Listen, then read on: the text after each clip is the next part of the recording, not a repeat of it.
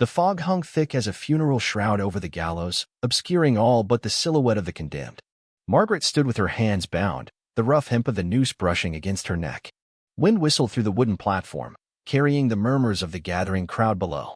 She closed her eyes, remembering a time when this same wind had carried laughter instead of judgment. A raven called from somewhere in the mist. Margaret opened her eyes and saw him then, the hangman, his face half hidden beneath a dark hood. His hands trembled as they adjusted the rope, and for a moment, their eyes met. She knew those eyes, had known them since childhood. 3 days earlier, Margaret had been tending her herb garden behind the parsonage. The lavender and rosemary thrived under her care, their scent rising with the morning dew. Her fingers worked the soil with practiced ease, dirt embedding beneath her nails as she harvested chamomile for Mrs. Holloway's sleeping draught. Willow Creek was a town of sharp steeples and long shadows. The church bell tolled 6 times, calling the faithful to evening prayer. Margaret wiped her hands on her apron and gathered her basket. Her husband, Reverend Thomas Ward, would expect her seated in the front pew before he delivered his sermon. The church pews creaked with the weight of the townsfolk. Margaret sat with her head bowed, feeling their stares on her back. Since her arrival as the preacher's wife 5 years ago, whispers had followed her. She knew too much about plants. Her remedies worked too well. She smiled too freely at strangers. The devil works through women, Thomas thundered from the pulpit, his knuckles white against the worn Bible. Eve's daughters carry her weakness in their blood. Margaret kept her eyes on her folded hands. Thomas hadn't always spoken this way. When they'd first married, he praised her knowledge of healing herbs, calling it God's gift. Something had changed in him over the winter, a coldness that no hearth fire could warm. After the service, Margaret walked home alone. Thomas stayed behind to counsel Elder Simmons, as he did most evenings now. The path took her past the blacksmith shop where Samuel worked. She heard the rhythmic pounding of his hammer against the anvil, a sound as familiar to her as her own heartbeat. Samuel had been her closest friend when they were children. They'd explored the woods together, gathering berries and climbing trees until sunset called them home. She remembered the day he'd carved their initials into the old oak by the creek, his face serious as he promised they'd always protect each other. Life had pulled them in different directions. Her father had arranged her marriage to Thomas, a respected man 20 years her senior. Samuel had apprenticed with his uncle, learning to shape metal instead of dreams. Now he served the town in another capacity too, when justice needed a final hand. Margaret hurried past without looking in. Some memories were best left undisturbed. That night, rain lashed against the windows of the parsonage. Thomas had not returned for supper. Margaret sat alone by the hearth, mending one of his shirts by candlelight. The knock came just as the church bell tolled midnight. 3 sharp raps, then silence. Margaret set aside her sewing and approached the door cautiously. Lightning illuminated the faces of Elder Simmons, Constable Burke, and 4 other men from the town council. Their expressions were carved from stone. Margaret Ward, Constable Burke said, water dripping from the brim of his hat, "You stand accused of witchcraft and Congress with the devil." The words hit her like physical blows. "This is madness," she whispered. "Where is my husband?" The men parted, and Thomas stepped forward. His face was ashen, his eyes unable to meet hers. "Thomas, tell them this is nonsense," Margaret pleaded. Instead, he reached into his pocket and withdrew a folded paper. As he handed it to the constable, a letter fell to the floor between them. Margaret caught a glimpse of unfamiliar handwriting before Thomas snatched it up, his face flushing dark. "The Reverend has provided testimony," Elder Simmons said. "Your unnatural knowledge of herbs. The death of the miller's infant after you attended the birth. The crop failure that followed your arrival in Willow Creek. I tried to save that child," Margaret said, her voice breaking. "And the blight affected 3 counties, not just our fields." The constable stepped forward with iron shackles. "Margaret Ward, you will be held for trial. May God have mercy on your soul." As they led her away through the driving rain, Margaret looked back at Thomas standing in the doorway. His face was a mask she no longer recognized. Whatever was in that letter had sealed her fate. The jail cell was little more than a stone box with a single high window. Damp straw covered the floor, and the iron bars of the door cast shadows across Margaret's face as she huddled against the wall. 3 days had passed since her arrest. Each morning, the magistrate came to question her, his questions designed to trap her in confession. "Did you not cure the blacksmith's fever when the doctor had given up hope?" "I made him willow bark tea, as any woman might." "And the marks found on Goodwife Perkins's cow after you quarreled with her?" "I never quarreled with Ann Perkins, nor have I seen her cow." On and on it went, her denials falling on deaf ears. Evidence mounted. A girl who claimed to see Margaret's specter at the foot of her bed, a man who swore his crops withered after Margaret passed his field, a small cloth doll found in the woods that Thomas identified as belonging to his wife. Each night, Margaret dreamed of her childhood. Samuel teaching her to skip stones across the creek. The two of them sheltering under a broad oak during a summer storm. His hand reaching for hers, warm and certain. On the third night, the jailer brought her a thin gruel for supper. As he set the bowl down, he glanced over his shoulder and whispered, "The hangman came today. Check the gallows himself." Margaret's hands trembled as she took the bowl. Who is to be my executioner? The jailer wouldn't meet her eyes. Samuel Thorne.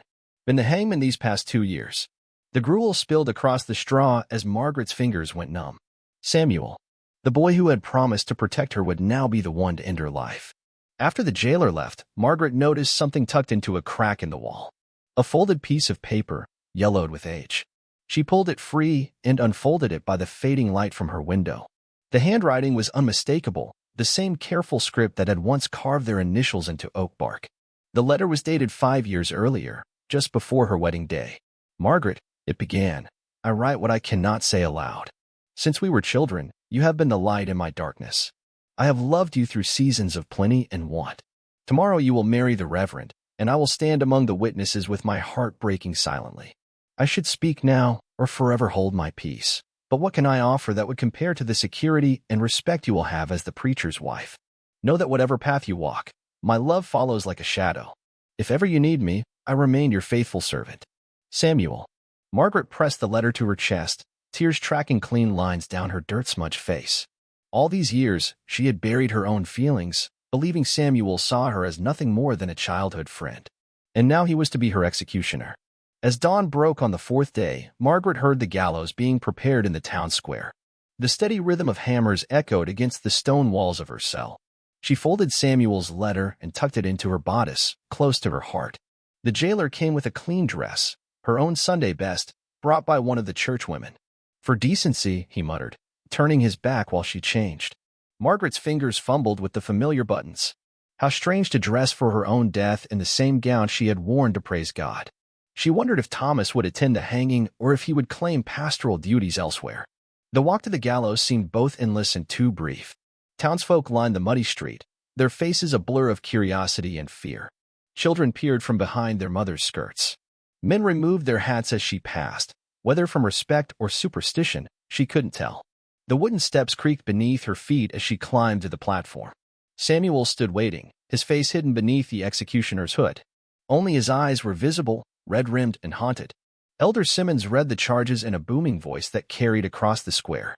"Margaret Ward, you have been found guilty of witchcraft, consorting with evil spirits, and bringing misfortune upon this God-fearing community. The sentence is death by hanging. May the Lord have mercy on your black soul."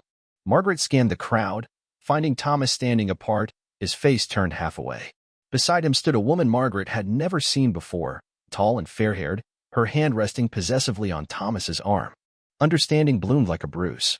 The letter that had fallen from Thomas's pocket. His sudden coldness. The convenient accusations. Her husband had found a new companion and needed to be free of his wife. Samuel stepped forward to place the noose around her neck. His gloved hands brushed against her skin, and she felt him slip something small and metal into her palm, a key. His eyes met hers, and in them she saw not the executioner, but the boy who had promised to protect her. "Any final words?" Elder Simmons demanded. Margaret lifted her chin. "I am no witch. I have loved this town and served it faithfully. If healing the sick and finding beauty in God's creation marks me for death, then I face it without regret." She looked directly at Thomas. "May those who have borne false witness find the peace they seek." A murmur rippled through the crowd. Samuel's hand shook as he tightened the noose, but his eyes never left hers. His lips formed words only she could see, "Trust me." Elder Simmons nodded to Samuel. "Proceed." Samuel moved toward the lever that would open the trapdoor beneath Margaret's feet. His steps were measured, deliberate. The crowd held its collective breath. In one fluid motion, Samuel turned and threw back his hood. "I cannot do this," he declared, his voice carrying across the hushed square. "This woman is innocent." Gasps rippled through the onlookers. Elder Simmons stepped forward, his face mottled with rage. "You forget yourself, Hangman. Do your duty or face the consequences." Samuel drew a knife from his belt and cut the rope above Margaret's head. My duty is to justice, not murder. He turned to the crowd. Margaret Ward has healed your children, eased your pain, and asked nothing in return. Is this how Willow Creek repays kindness? Thomas pushed through the crowd, the fair-haired woman following close behind. This is blasphemy. The trial was fair, the evidence clear. Samuel's laugh was bitter. Fair? Like your marriage, Reverend? Did you tell the town council about the woman from Boston? The one whose letters you hide? The one standing beside you now? The crowd's attention swung to Thomas and the strange woman. Whispers swelled like rising water. I've been the hangman for 2 years, Samuel continued, his voice steady. I've executed thieves and murderers whose guilt was beyond question. But I will not hang an innocent woman to cover a husband's infidelity. Margaret stood frozen, the cut rope dangling uselessly around her neck. The key Samuel had pressed into her palm bit into her skin. Thomas's face contorted with fury. Seize them both. The witch has bewitched the hangman too. For a moment, no one moved. Then Goodwife Collins, whose son Margaret had nursed through fever last winter, stepped forward. My boy would be in the churchyard if not for Margaret's remedies. That's not witchcraft. That's God's mercy through human hands. Others joined in, their voices overlapping. The blacksmith, the cooper's wife, the old widow who lived by the creek. Each had a story of Margaret's kindness, her healing touch. In the confusion, Samuel took Margaret's hand and led her down the gallows steps. The crowd parted before them, some reaching out to touch Margaret's sleeve or murmur apologies. Constable Burke blocked their path, his hand on his sword. The law says innocent blood shall not be shed, came a new voice. Judge Harmon, who had presided over Margaret's trial, pushed through the crowd. I've received word from Bedford County. 3 other towns have suffered the same blight that affected our crops. And I've examined the Reverend's correspondence. He held up a letter. It seems our good preacher has been planning to replace his wife for some time. Thomas lunged for the letter, but the blacksmith caught his arm. The fair-haired woman backed away, her face pale with fear. Margaret Ward, I hereby declare the verdict against you null and void, Judge Harmon announced. You are free to go. The noose fell away from Margaret's neck. She stood in the shadow of the gallows, reborn into a world that had nearly taken her life. Samuel's hand remained firm around hers, anchoring her to the earth. What happens now? She whispered. Samuel looked down at their joined hands. That depends on you. I meant what I wrote 5 years ago. Every word. Margaret thought of the parsonage, of the life she had built and lost. She thought of the herbs waiting to be harvested in her garden, the remedies half prepared on her shelves. She thought of Thomas, who had once been kind before ambition poisoned his heart. I need time, she said finally. And distance. Samuel nodded, understanding in his eyes. I'll take you wherever you want to go. As they walked away from the gallows, the crowd dispersed. Thomas was led away by the constable, his future now as uncertain as Margaret's had been. The fair-haired woman disappeared into the confusion, another ghost in Margaret's story. By nightfall, Margaret and Samuel had reached the crossroads beyond Willow Creek. A full moon illuminated the fork in the road, one path leading north toward the larger towns, the other winding east into the wilderness. Which way? Samuel asked, his voice gentle. Margaret looked back at the distant lights of Willow Creek, then up at the stars wheeling overhead. The same stars had watched over her childhood, her marriage, her near death, and now her uncertain future. East, she decided, where no one knows our names or our story. Samuel nodded, a smile touching his lips. A fresh beginning. They walked side by side into the darkness, not touching but close enough to feel each other's warmth. The weight of the past would follow them for a time, but with each step, it grew lighter. Margaret reached into her bodice and withdrew the yellowed letter. She held it for a moment, feeling the years folded within its creases, then opened her fingers and let the night wind take it. The paper fluttered like a wounded bird before disappearing into the tall grass. Some words didn't need to be preserved on paper once they'd been written on the heart. Dawn found them at the edge of a forest neither had explored before. Margaret paused beneath an ancient oak, its branches spread wide against the lightning sky. Without speaking, Samuel produced a small knife, the same one he had used to cut her free from the gallows. Margaret watched as he carved their initials into the bark, just as he had done 20 years earlier by the creek. Not a promise this time, but a question. She placed her hand over his, guiding the knife to complete the carving. Not answering yet, but not refusing either. There would be time for certainty later. For now, it was enough to walk forward together, free from the noose of the past. Behind them, the road to Willow Creek disappeared in the morning mist, like a half-remembered dream.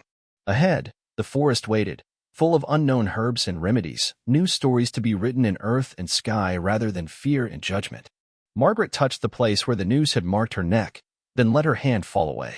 Some scars would remain, reminders of how quickly love could turn to hatred, faith to persecution. But other wounds would heal, given time and the right medicine. And Samuel, who had once been a boy carving promises into trees, then a man with death in his hands, now walked beside her with possibility in his eyes. The hangman who had chosen love over duty. The childhood sweetheart who had found his way back to her through darkness. Together they stepped into the forest, leaving behind the gallows and its empty rope swinging in the wind.